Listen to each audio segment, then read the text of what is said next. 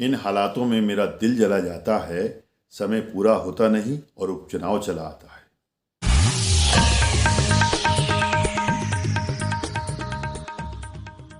दोस्तों, मैं आरिफ खान एक बार फिर क्राइम एक्सप्रेस न्यूज़ रूम से नए मुद्दों और ताज़ा खबरों के साथ।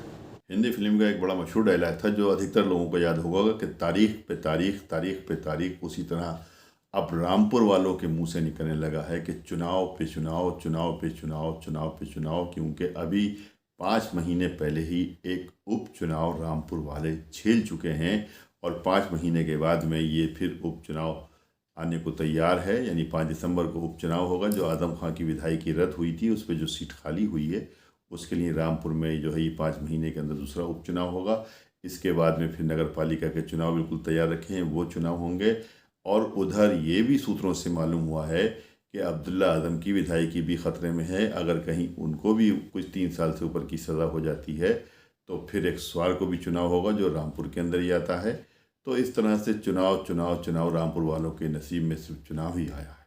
इसी वजह से दोस्तों रामपुर शहर के विकास और तरक्की भी रुक गई है, क्योंकि जिस तरह से आजम खां की निधि का पैसा वापस हो गया है, यानी उनकी जो विधायकी का पैसा जो उनको जो यहाँ लगना था विकास कार्यों में, एक पैसा भी नहीं लगाया, वो सारा पैसा वापस हो गया।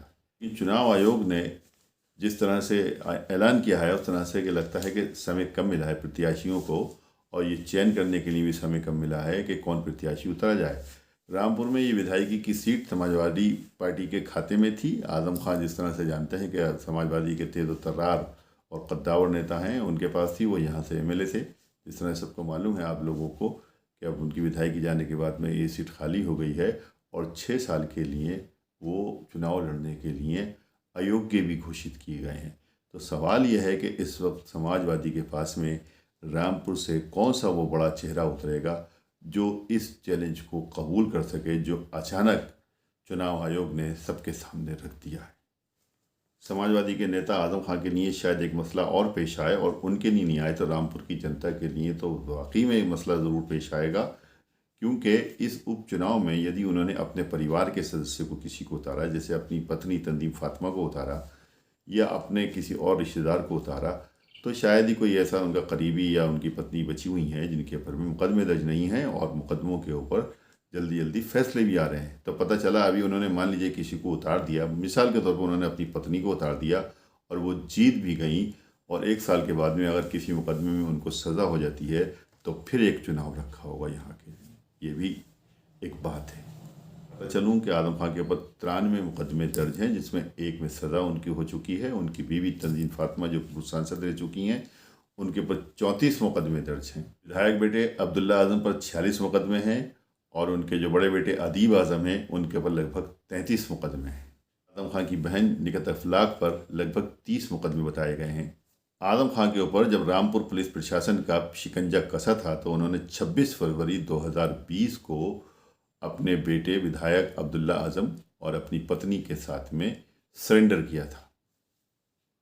कोर्ट ने तीनों को जेल भेज दिया था। एक दिन उनको यहाँ रामपुर जेल में रखा गया था और उसके बाद फिर सीतापुर जेल में तीनों को शिफ्ट किया गया था, जहाँ पर लगभग 10 महीने के बाद उनकी बीवी तंजीम फातिमा को ज़मानत मिली थी। आज तक ज़मानत पर ही चल रही है।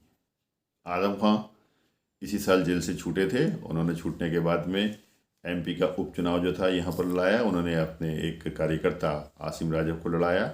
आसिम राजा जबकि इतने कोई ख़ास बड़ी शख्सियत के मालिक नहीं हैं, लेकिन आजम खां के बल पर कहते हैं उन्हें भी 3 लाख से ज़्यादा वोट मिले। कहते हैं वो जीत के करीब थे, लेकिन उस वक्त रामपुर पुलिस प्रशासन का डंडा चला था लोगों के ऊपर, ऐसे आरोप लगे हैं, इसलिए पूरी तरह से उनके ऊपर वोटिंग नहीं हो पाई।